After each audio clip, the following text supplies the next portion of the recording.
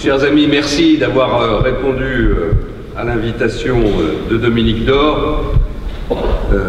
Je veux le remercier de son soutien, je veux le remercier de son amitié, je veux le remercier de la journée qu'il vient de me faire vivre en Savoie avec Michel Dantin, cette journée organisée par Aloïs, dont vous avez pu constater qu'elle était extrêmement remplie et qu'elle m'a permis d'aborder beaucoup de sujets qui sont des sujets qui sont au cœur des difficultés de notre pays. Je suis heureux de voir ici présent à cette réunion mon ami Bernard Accoyer, Lionel Tardy, l'homme qui tweete plus vite que son ombre, d'ailleurs c'est ce qu'il est en train de faire certainement,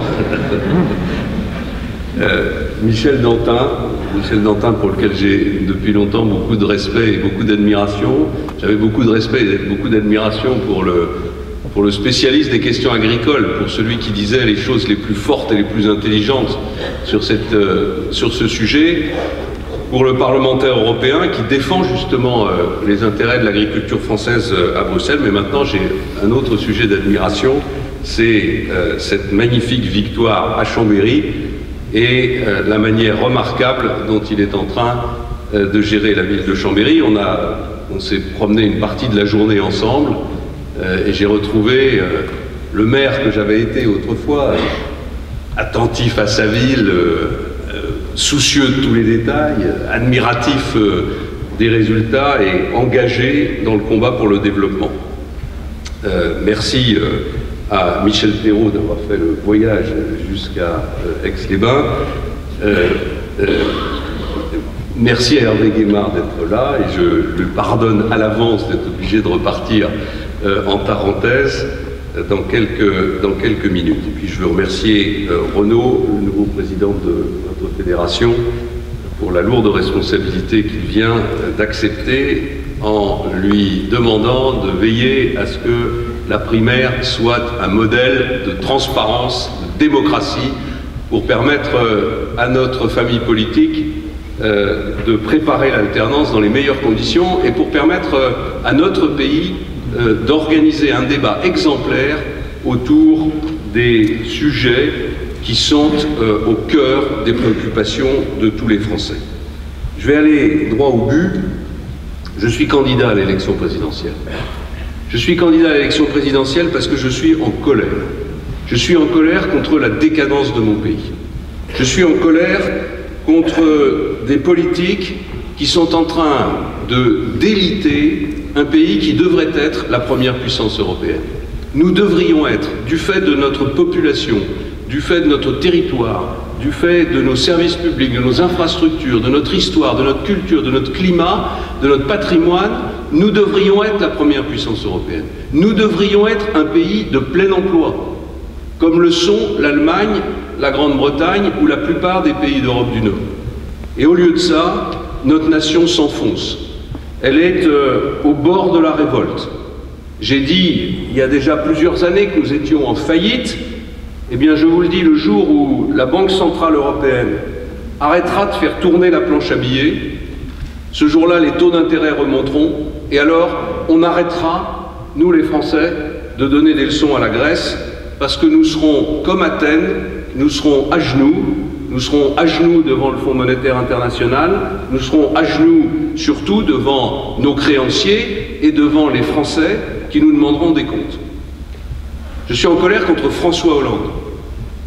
François Hollande joue les pères d'une nation qu'il appauvrit par son impuissance et qu'il divise par ses manœuvres politiciennes.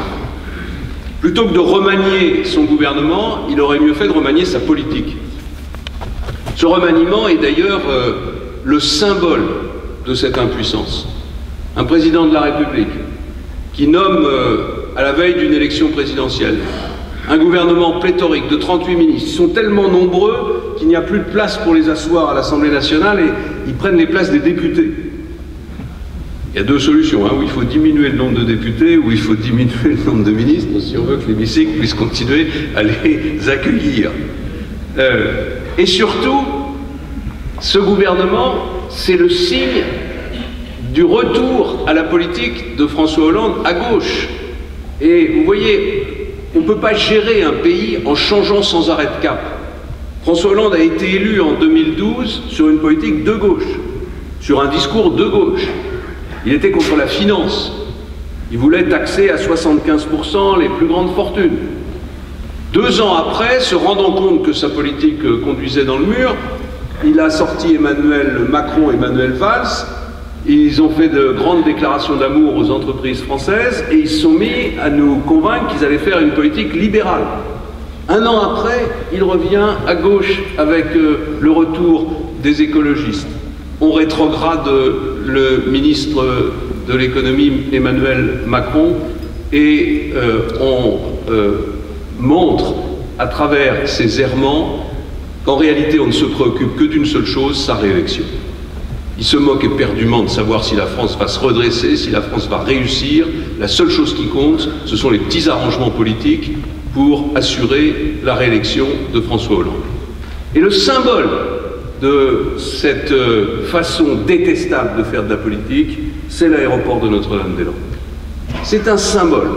Voilà un grand projet d'infrastructure défendu par des majorités de gauche et par des majorités de droite pendant des années et des années, lesquelles majorités ont toujours été soutenues par leurs électeurs dans les territoires concernés par cette infrastructure, qui a fait l'objet de multiples recours devant tous les tribunaux possibles et imaginables, recours qui ont tous été rejetés. Et à la fin de tout ce processus, M. Hollande vient à la télévision et dit « J'ai pris une décision.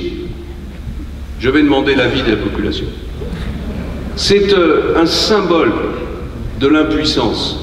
C'est un symbole de la faiblesse de la parole publique. Comment est-ce qu'on peut avoir confiance dans la parole publique face à un comportement comme celui-là? En 2012, j'avais publié une lettre ouverte à François Hollande, je crois que c'était en août 2012, où je lui disais « Monsieur le Président de la République, devenez le chef de l'État. C'est bien, vous êtes le Président de la République, mais maintenant il faut que vous soyez le chef de l'État. » Eh bien, on se demande aujourd'hui s'il y a encore un chef et si surtout il y a encore un État. Le bilan de François Hollande est calamiteux. Il est champion des impôts, 80 milliards d'impôts supplémentaires en moins de 4 ans. Il est champion du chômage, 700 000 chômeurs de plus, 6 millions de personnes qui sont inscrites aujourd'hui à Pôle emploi, un record historique. Pire que ça, 2 millions de jeunes Français entre 16 et 25 ans qui ne sont ni à l'école, ni dans un emploi, ni dans une formation. C'est un chiffre que je répète inlassablement chaque soir, à chaque fois que j'en ai l'occasion, sur chaque plateau de télévision. C'est un chiffre que personne ne reprend jamais. Comme s'il faisait peur. Et c'est vrai qu'il fait peur. 2 millions de jeunes Français qui sont finalement dans la rue.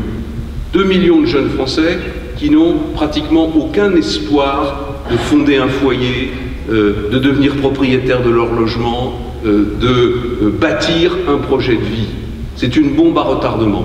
2 millions, c'est l'équivalent de 3 classes d'âge, c'est-à-dire tous les jeunes Français qui seraient nés en 94, 95 et 96. Tous les jeunes Français, sans exception, qui seraient au chômage, qui seraient dans la rue, qui n'auraient aucun espoir, au fond, à court terme, de retrouver un emploi. Il est champion de la dette, qui n'a cessé d'augmenter. Il est champion des apparences, avec M. Macron en tête de gondole qui parle mais qui n'agit pas. Mais il est aussi champion des promesses qui sont abattues par la réalité. Je ne sais pas si vous vous souvenez, mais dans la campagne de François Hollande, il y avait un programme phare qui était mis très en avant par le candidat, qui s'appelait le contrat de génération. Il s'agissait, comme toujours d'ailleurs avec la gauche, de faire partir des anciens pour laisser la place aux jeunes. On a toujours pensé en France que c'était un moyen de créer de l'emploi, ça n'a jamais fonctionné. La Cour des comptes vient de montrer que ce contrat de génération était un échec total.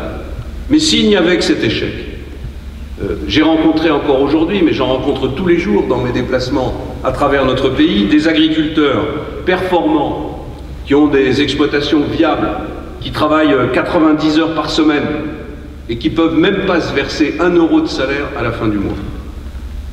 Je vois chaque jour des entrepreneurs, des artisans qui paient tellement de cotisations, tellement d'impôts, tellement de taxes que leur revenu est inférieur au SMIC. Je vois dans les cités des habitants qui sont au bord de l'explosion. En réalité, la France est bloquée et la paupérisation ne cesse de gagner du terrain. Et elle ne cesse de gagner de nouvelles professions, qui étaient jusqu'à maintenant, au fond, protégées de ce danger-là. Le président de la République a dit il y a quelques semaines, notamment après les attentats, que la France était en état d'urgence sur le plan de la sécurité et en état d'urgence économique. Ce sont des mots, ce sont toujours des mots, ce sont encore des mots. En fait d'urgence, qu'est-ce qu'il nous propose? Il nous dit qu'on va réfléchir au Code du travail.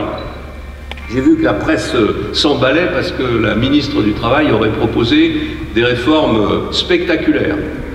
Les titres des journaux, c'était « Ces réformes que la droite a rêvées et que François Hollande va faire ». Tu parles, il n'y a aucune chance qu'il fasse ces réformes. Ça va être comme la dernière fois, ça va être comme avec les textes Macron, ça va être comme toutes les réformes précédentes. On va brandir quelques réformes spectaculaires, va y avoir un grand débat, le Parti socialiste va expliquer que tout ça n'est pas possible, et à la fin, ça se terminera par la libéralisation du transport des cars, qui n'est pas en soi une mauvaise idée, mais qui est quand même un peu courte, puisque c'est en gros le résumé de la loi Macron, première version, c'est le résumé de la grande loi qui devait bouleverser l'économie française, qui devait ouvrir l'économie française et qui se termine par quelques décisions qui ne vont pas forcément dans le mauvais sens, mais qui ne peuvent rien changer. D'ailleurs, François Hollande a dit, avant même que le débat soit ouvert sur le Code du travail, qu'on allait réformer le Code du travail, mais à condition de ne pas toucher au contrat de travail, de ne pas toucher aux 35 heures et de ne pas toucher au salaire minimum. Bon, il ne reste plus grand-chose, honnêtement, pour faire une véritable réforme. La vérité, c'est qu'on va multiplier les primes à l'embauche, on va relancer l'apprentissage après l'avoir cassé, on va recycler une énième fois toutes les vieilles recettes éculées qui n'ont jamais fonctionné. François Hollande est impopulaire. Ça, c'est incontestable. Mais ça serait excusable qu'il soit impopulaire s'il avait dit la vérité et s'il avait vraiment réformé.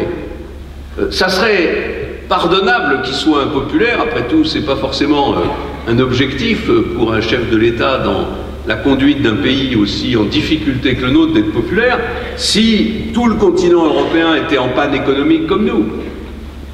Mais quand on regarde le continent européen, on s'aperçoit que l'Allemagne est en plein emploi, le Royaume-Uni sont en plein emploi, la plupart des pays d'Europe du Nord sont en plein emploi et ils ont une croissance qui est largement supérieure à la nôtre. On est à la traîne. Et ce faisant, le gouvernement français non seulement ne pilote plus l'Europe parce que nous sommes à la traîne, mais il fait par son impéritie le jeu de tous ceux qui accusent Bruxelles de tous nos problèmes. Nous avons eu aujourd'hui même un Conseil européen sur un sujet qui était un sujet stratégique, l'avenir du continent européen face aux demandes de la Grande-Bretagne. Quelle a été la stratégie française?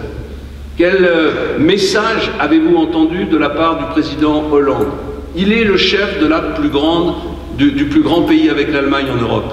Il a une responsabilité historique face à des demandes britanniques qui en gros consistent à dire « donnez-nous tous les avantages de l'Europe, mais enlevez-nous tous les inconvénients, sinon on s'en va ». Face à une situation comme celle-là, le président de la République française devrait taper du poing sur la table, il devrait se fâcher, il devrait montrer que cette demande est inacceptable. Et à mon sens, s'il était visionnaire, il devrait dire aux Européens, puisque les Anglais ne sont pas contents du fonctionnement de l'Europe, eh bien nous non plus, on n'est pas contents du fonctionnement de l'Europe. Alors profitons de l'occasion que les Britanniques nous offrent pour repenser complètement le fonctionnement de l'Europe. Eh bien pas du tout. Il est arrivé avec son sourire, il a dû lire les papiers que lui avaient préparés ses collaborateurs, les Anglais vont obtenir satisfaction, l'Europe va continuer de se défaire et François Hollande portera une très grave responsabilité dans cette situation. D'ailleurs, souvenez-vous, au début de son mandat, il avait lâchement accusé Berlin et Merkel d'être un frein à la croissance européenne, alors qu'en réalité, c'était lui le frein. Lui, je veux dire la France et la politique que nous menons. Sur la question des réfugiés, qu'est-ce qu'il a dit, qu'est-ce qu'il a fait? Il a laissé Madame Merkel agir toute seule.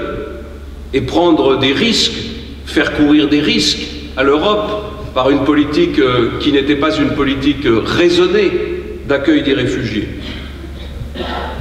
François Hollande n'a aucune vision, aucune idée de l'avenir de l'Europe. Et c'est une des raisons supplémentaires de ma colère. Et une des raisons qui me pousse à m'engager dans cette bataille. On a besoin de l'Europe. On a besoin de l'Europe pour défendre la civilisation européenne. Nous sommes un continent, le continent sur lequel on vit le mieux. Bien sûr, on a toutes nos difficultés, on a les difficultés économiques qu'on connaît, mais enfin, en termes de liberté individuelle, en termes d'art de vivre, le continent européen, la civilisation européenne, c'est l'endroit dans le monde où on vit le mieux. La civilisation asiatique est dynamique, elle a beaucoup d'avenir devant elle, mais enfin, les conditions de vie, les libertés individuelles, le respect de la personne, tout ça est bien différent de la situation en Europe. La civilisation européenne, c'est un bien commun qui doit être protégé, qui doit être défendu. Mais pour que la civilisation européenne soit défendue, il faut que la France soit forte. Et il faut que la France ait une vision. Moi, si j'avais été à la place de François Hollande, j'aurais tapé du poing sur la table et j'aurais dit il faut repenser l'organisation européenne autour de quelques priorités essentielles. L'Europe devrait être organisée pour assumer des missions, des tâches, des responsabilités que les États assument moins bien que l'Europe. Et tout ce que les États assument mieux que l'Europe, c'est aux États de le réaliser. Ces priorités, ça devrait être une monnaie capable d'assurer l'indépendance économique de l'Europe par rapport au dollar. Le général de Gaulle disait il y a 40 ans, il parlait du privilège exorbitant du dollar. 40 ans après, rien n'a changé.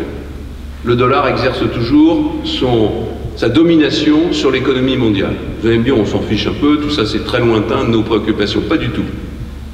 Quand vous pensez qu'il y a plein d'entreprises européennes qui font l'objet de poursuites judiciaires, de tribunaux américains, qui font appliquer les lois intérieures des États-Unis à des entreprises européennes qui ne travaillent pas aux États-Unis, sur des sujets qui ne concernent pas les États-Unis. Je suis sûr que dans la salle, il y a des sociétaires, comme on dit, du Crédit Agricole. Le Crédit Agricole vient d'être condamné à près de 900 millions de dollars d'amende par un tribunal américain. Pas pour avoir commis des délits sur le territoire des États-Unis, non, pour avoir commercé avec des pays ou financé des entreprises qui commerçaient avec des pays que les États-Unis n'aiment pas. Et de quel droit les États-Unis, à travers la domination du dollar, imposent-ils leur politique étrangère à l'Europe? Quand on a créé la monnaie européenne, moi je faisais partie de ceux qui n'étaient pas pour. J'ai fait campagne contre. Et aujourd'hui, on a cette monnaie, au moins qu'elle nous serve à quelque chose et qu'elle assure notre autonomie et notre indépendance. Il faut que l'euro devienne une monnaie de réserve et une monnaie de règlement. Quand la France achète du gaz à la Russie, aujourd'hui, elle est obligée de le payer en dollars. Eh bien, il faudrait que demain, elle puisse le payer en euros. Et pour ça, il faut une politique vigoureuse d'harmonisation fiscale entre les principaux pays européens qui ont la monnaie européenne. La deuxième politique européenne, ça devrait être une politique de l'énergie. L'énergie, c'est la clé du développement, c'est la clé de l'avenir.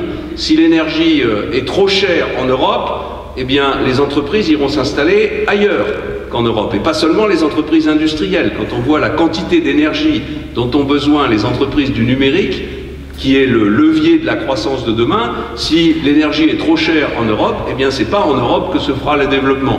Pour qu'on ait une énergie sûre, fiable, qui rejette le moins de CO2 possible dans l'atmosphère et qui soit pas trop chère, il faut une stratégie européenne commune. Et en particulier, il faut être fort dans les négociations avec les pays producteurs. Je pense en particulier à la Russie. Comme on va en ordre dispersé acheter du gaz à la Russie, ben on est pieds et poings liés devant la Russie sur les questions d'énergie. La troisième stratégie européenne, ça devrait être une politique des frontières. L'Europe doit avoir des frontières défendues. Ça veut dire que les pays qui ne sont pas capables de défendre leurs frontières ne peuvent pas faire partie de cette Europe des frontières. Quand on a créé Schengen, on nous avait promis qu'il y aurait des gardes frontières qui protégeraient les frontières de l'Europe. Il n'y en a jamais eu. Moyennant quoi, c'est le désordre avec la Grèce, avec tel ou tel pays européen qui est incapable d'assumer la sécurité des frontières européennes. Il faut une politique de l'immigration européenne. On ne peut pas continuer à avoir une politique où chaque pays européen met en place des règles en matière d'immigration qui sont différentes et qui permettent justement aux migrants de jouer sur les différences entre les pays européens. La quatrième priorité d'une politique européenne, ça devrait être une politique de défense européenne, c'est-à-dire la mise en commun de moyens financiers pour assurer la défense du continent européen. Les Européens pensent depuis longtemps qu'ils sont protégés par les Américains. C'était vrai du temps de l'Union soviétique, parce que la dissuasion nucléaire américaine protégeait l'Europe contre les attaques de l'Union soviétique. Mais l'Union soviétique n'existe plus. Et aujourd'hui, le danger s'appelle l'État islamique. Le danger aujourd'hui s'appelle ce que j'appelle le totalitarisme islamique.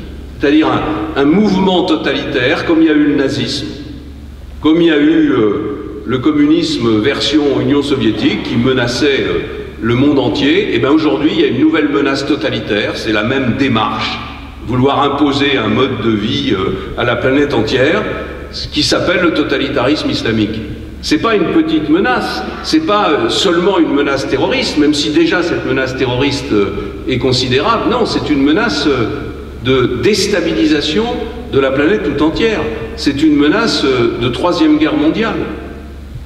Voilà, avec l'État islamique, des totalitaires islamiques qui sont en train de prendre le pouvoir dans une zone de territoire qui va du Pakistan jusqu'au Nigeria.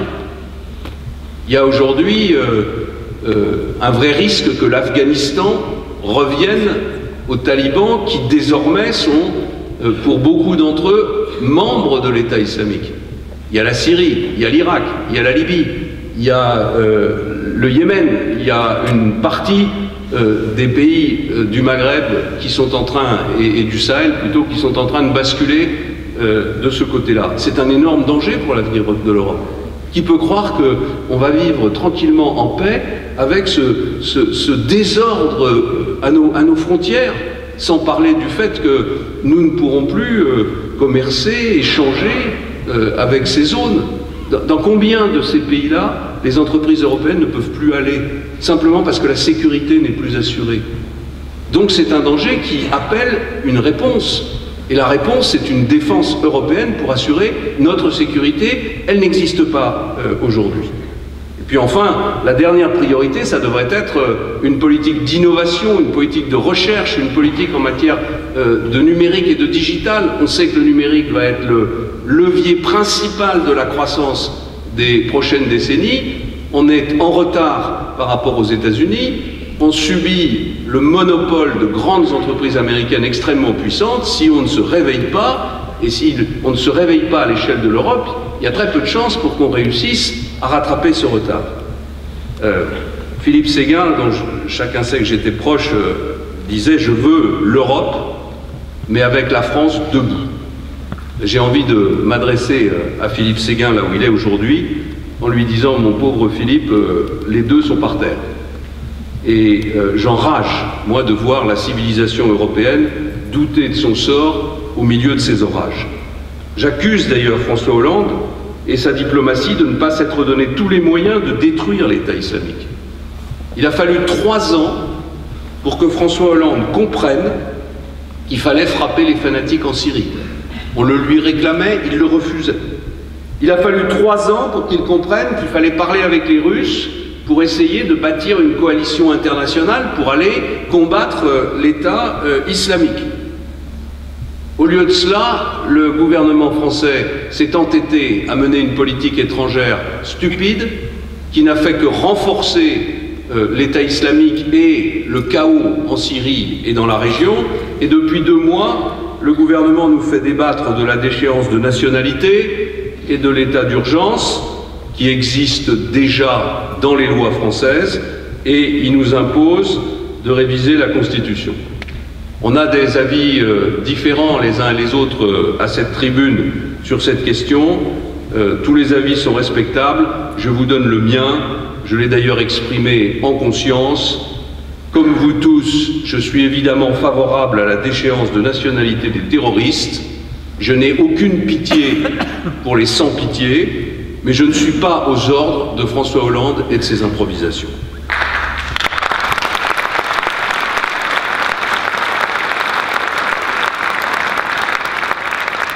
Je n'accepte pas qu'on touche à la Constitution pour rien et qu'on occulte les vrais problèmes.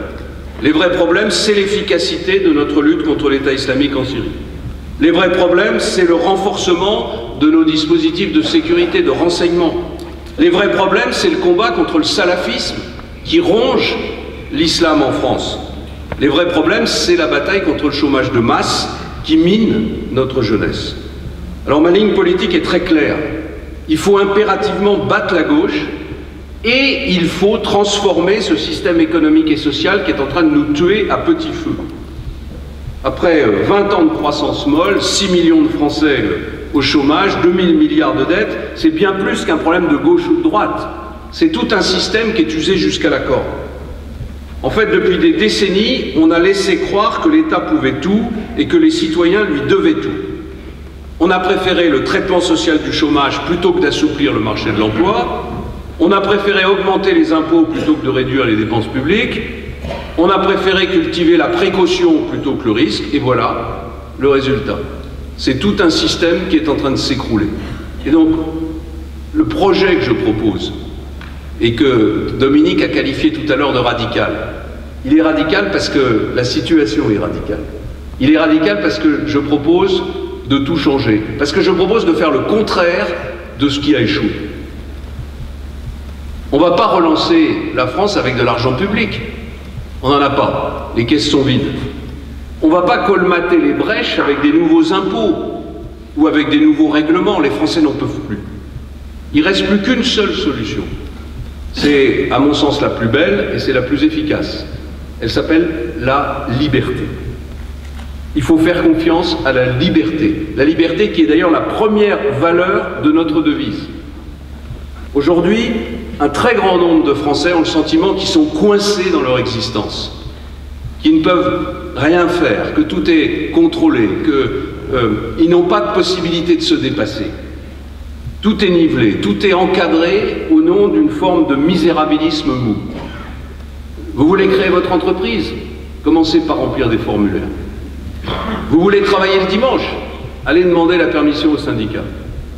Vous voulez travailler plus, vous voulez gagner plus, vous voulez transmettre à vos enfants le fruit de votre travail? Imaginez les impôts que vous avez payés. Comment est-ce qu'on peut, dans ces conditions, stimuler les Français?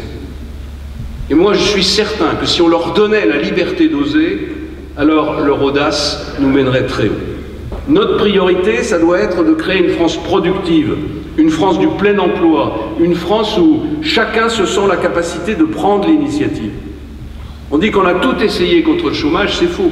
On a tout essayé, sauf ce qui marche. On a essayé depuis 30 ans de baisser les charges sur les bas salaires. On pensait que ça ferait baisser le chômage, il a continué d'augmenter. On a essayé de subventionner les créations d'emplois dans les PME. Le chômage a continué d'augmenter. On a essayé de baisser la durée du travail, soi-disant pour partager le travail, 35 heures. Le chômage a continué d'augmenter. On a mis en pré-retraite des centaines de milliers de Français pensant que ça allait faire de la place pour les jeunes. Le chômage a continué d'augmenter. On a embauché dans les mairies, dans les associations, des centaines de milliers de jeunes en contrat aidé. Le chômage a continué d'augmenter.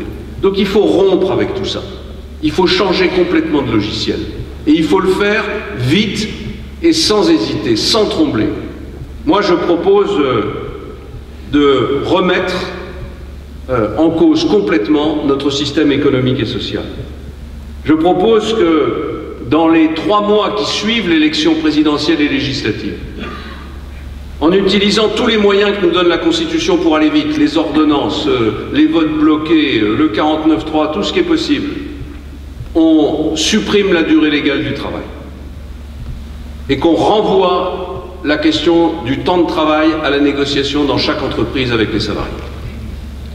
Dans une entreprise, on pourra négocier 39 heures payées 37, comme l'avaient souhaité les salariés de Smart, Pourquoi est-ce qu'on leur refuserait? Majoritairement, les salariés d'une entreprise, pour sauver leur entreprise, pour lui permettre de se développer, proposent un deal, 39 heures payées 37, c'est pas possible, parce que les syndicats bloquent. Moi, je veux que les salariés et les patrons puissent discuter librement du temps de travail dans l'entreprise, dans la limite des durées de travail européennes. Je propose que, dans ce délai de 3 mois, on adopte un nouveau code du travail. Un nouveau code du travail de 150 pages, au lieu des 3600 actuels. Vous allez me dire que c'est impossible? Pas du tout. C'est même assez facile à faire. On prend le code du travail tel qu'il existe. Il ne s'agit pas de le réécrire. Surtout pas réécrire le code du travail. Si on le réécrit, le nouveau va être pire que l'ancien. Donc il faut le prendre tel qu'il est, et vous ne gardez du code du travail que ce qu'on appelle les normes sociales fondamentales.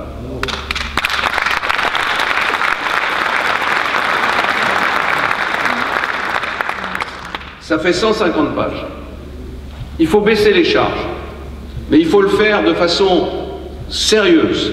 Baisser les charges, ça suppose baisser la dépense publique et sans doute augmenter un peu la TVA. C'est ce que nous avions proposé avec Nicolas Sarkozy et fait voter par le Parlement en 2011, que François Hollande a abrogé en 2012. On est d'ailleurs dans une situation absurde qui montre à quel point notre pays gaspille son énergie. Quand François Hollande est arrivé, il a trouvé une loi qui baissait de 10% les charges sociales et qui augmentait la TVA. Il a abrogé cette loi. 2 ans après, il a découvert qu'il y avait un problème de coût du travail, il a inventé une usine à gaz qui s'appelle le CICE pour venir en aide aux entreprises et baisser leurs charges. Et l'autre jour à la télévision, il nous a annoncé qu'il voulait transformer ce CICE en une baisse généralisée de charges en 2017. Retour à 2012. On a perdu 5 ans.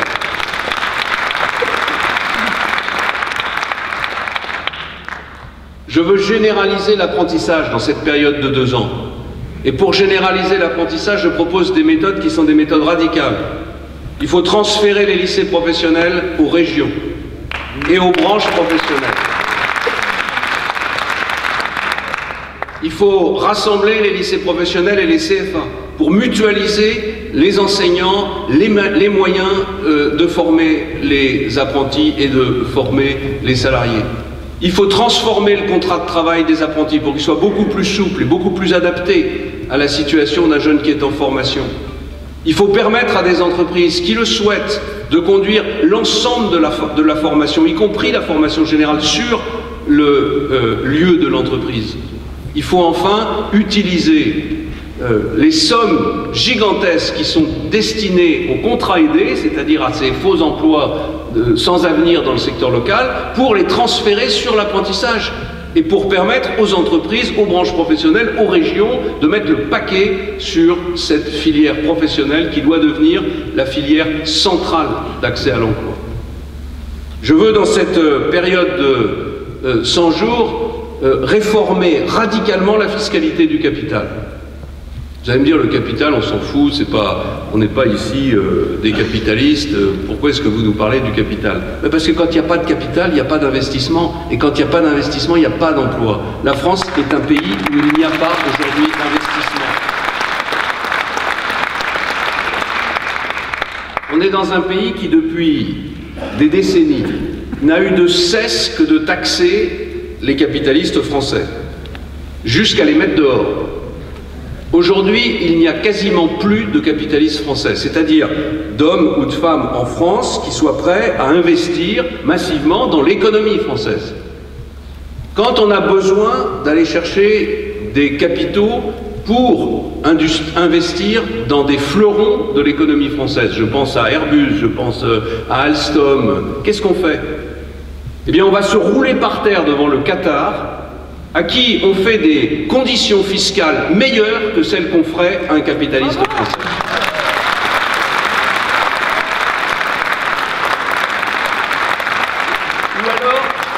Ou alors on va chercher les fonds de pension américains qui sont en train de prendre le contrôle de la quasi-totalité des actifs français. Je n'ai rien naturellement contre les fonds de pension américains et je suis pour une économie libre, pour une économie ouverte. Je souhaite que les fonds d'investissement français puissent investir aux États-Unis. Mais je demande simplement qu'on réfléchisse à une chose. Nous sommes dans un pays qui n'arrive pas à payer ses retraites, mais on est en train de donner tous nos actifs à des fonds de pension qui financent les retraites de nos amis américains. C'est quand même un pays qui marche sur la tête. Alors oui, je veux supprimer l'ISF, mettre en place une flat tax à 30% sur le capital. Vous savez que sur le revenu du capital, vous savez que la fiscalité du capital en France est 2 fois à 2 fois et demi plus élevée qu'en Allemagne, qui est pourtant déjà un pays très imposé. Ça veut dire qu'un Allemand qui a quelques économies, il paie 2 fois et demi moins d'impôts qu'un Français. Après, il ne faut pas s'étonner évidemment qu'il n'y ait pas assez d'investissement dans l'économie française. Je veux instaurer la dégressivité de l'assurance chômage et je veux remettre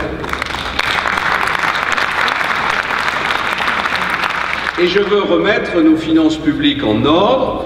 Pour remettre nos finances publiques en ordre, il faut diminuer la dépense publique, et pour diminuer la dépense publique, il faut diminuer le nombre des emplois publics. Ça n'est pas possible autrement. Personne ne diminuera la dépense publique sans diminuer le nombre des emplois publics. J'ai fait une proposition, je reconnais qu'elle est provocatrice, mais elle permet de visualiser les efforts qui peuvent être faits dans un pays comme le nôtre. Si toutes les fonctions publiques repassaient à 39 heures, ça représente l'équivalent de 600 000 emplois. Voilà, en revenant simplement à 39 heures, on pourrait, en théorie, se passer de 600 000 emplois. Alors bien sûr, je n'imagine pas qu'on va brutalement passer de 35 à 39 heures sans aucune négociation salariale avec les emplois publics, mais on voit bien qu'il y a là une piste pour augmenter le temps de travail, non seulement dans le secteur privé, mais aussi dans le secteur public, et en même temps réduire le nombre des emplois publics pour assurer l'assainissement des finances publiques. J'ajoute qu'au-delà de l'assainissement des finances publiques, s'il y a moins d'emplois publics, il y aura moins d'émetteurs de normes, et il y aura moins de contrôleurs, et la vie des Français deviendra plus facile.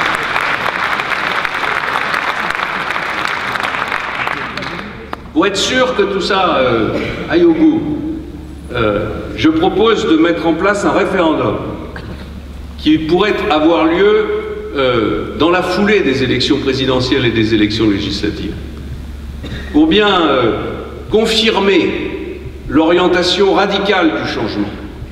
Et dans le cadre de ce référendum, je verrai bien 3 questions posées.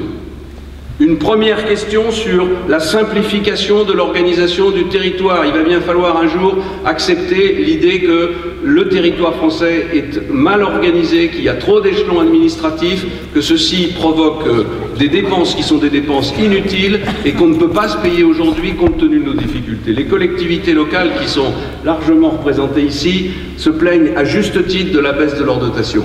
Mais personne n'augmentera leur dotation demain dans un pays aussi endetté que le nôtre s'il n'y a pas un effort de simplification. La deuxième question que je poserai bien dans ce référendum, c'est la diminution du nombre de parlementaires.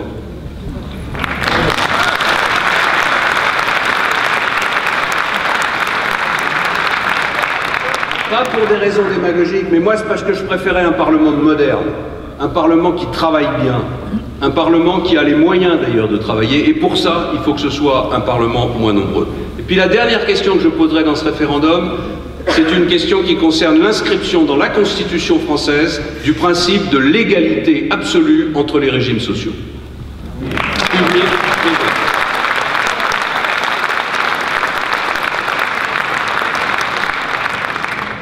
Voilà mes amis, vous allez me dire que tout ça est radical, que c'est impossible dans un pays comme le nôtre, je ne le crois pas. Si nous avons la volonté, à l'occasion de la primaire, de choisir ce projet, nous pourrons l'imposer à l'élection présidentielle et avec l'énergie et le courage dont nous saurons faire preuve, le mettre en œuvre dans un délai très court pour changer psychologiquement l'état d'esprit de nos concitoyens. Il faut libérer notre force productive, mais il faut, et je voudrais en terminer par là, il faut restaurer l'autorité de la République. Le président de la République et le Premier ministre nous parlent toute la journée de la République. Tous les jours, dans tous leurs discours, toutes les 4 phrases, il y a le mot République. Je suis un républicain, mais la République, pour moi, c'est un système institutionnel. Or, nous ne sommes pas un système institutionnel, nous ne sommes pas la République. Nous sommes la République française, c'est-à-dire une république avec une histoire, avec une identité, avec une culture, avec des traditions. Et dans la République française, il y a un certain nombre de valeurs qui doivent être respectées.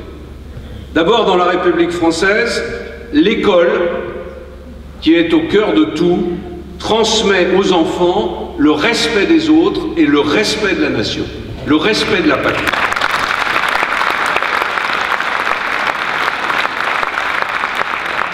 Qu'à la suite des attentats, les minutes de silence aient pu être perturbées dans nos établissements scolaires, c'est une honte.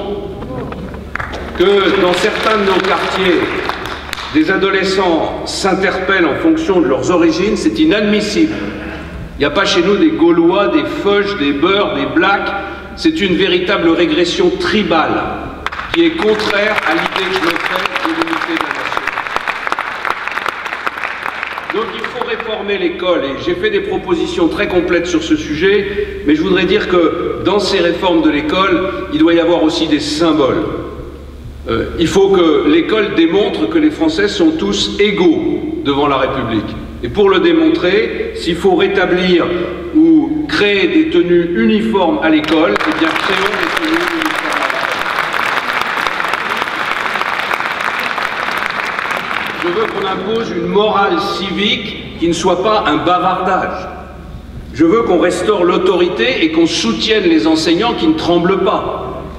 Tout cela me paraît bien plus crucial et bien plus urgent que la suppression de l'article de l'accent circonflexe.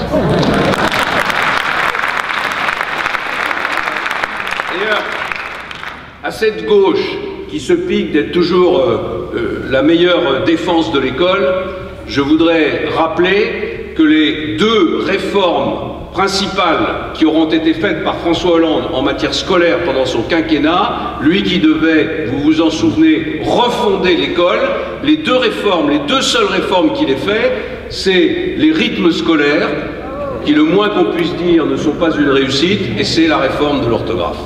Voilà les réformes fondamentales de François Hollande pour l'école. Dans la République française, le deuxième principe que je veux voir respecté, c'est le suivant. Les derniers arrivants ont des devoirs avant de réclamer tous les droits.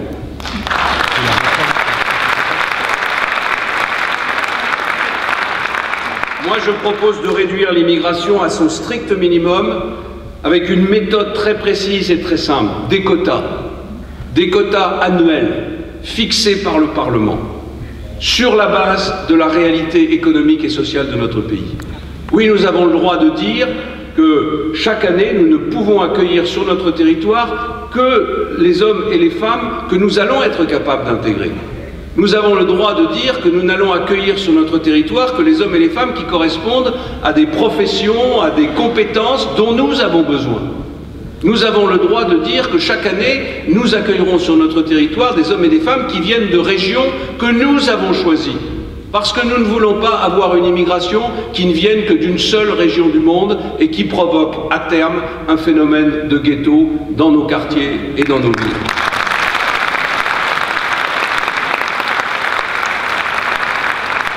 Je propose qu'on conditionne les aides sociales à au moins 2 années de durée en France, de présence en France. Je veux que l'on précise à tous ceux qu'on a choisi d'accueillir ce qu'on exige d'eux. Un travail, la volonté de s'approprier notre langue et nos règles communes.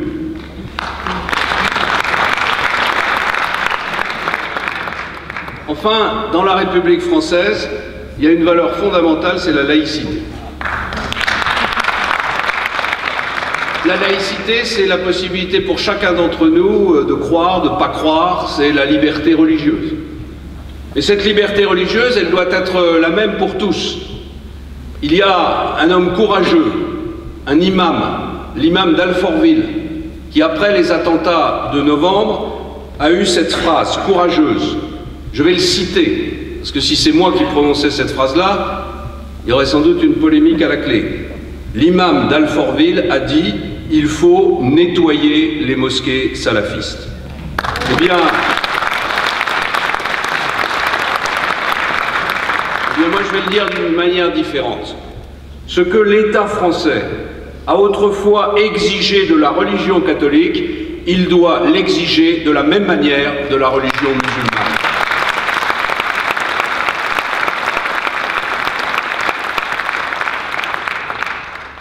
Voilà mes amis, c'est le débat qui s'ouvre dans notre pays.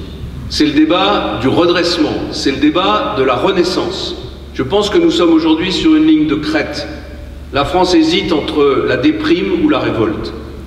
Et si en 2017 nous ne sommes pas capables d'apporter des réponses précises et fortes à cette déprime ou à cette révolte, alors notre pays risque de devenir progressivement ingouvernable et de sombrer vers une forme de décadence qui se traduira pour chacun d'entre nous par la détérioration de ses conditions d'existence. Il va y avoir une élection primaire. Cette élection primaire, il faut qu'elle permette le rassemblement d'un très grand nombre de Français. Plus il y aura de Français à participer à cette élection primaire, plus le projet qui sera porté par la droite et par le centre sera un projet légitime pour l'élection présidentielle et un projet légitime dans sa mise en œuvre ensuite. Naturellement, chacun votera en fonction de sa conscience. Je veux simplement vous dire que si vous me faites l'honneur de me choisir, ma main ne tremblera pas.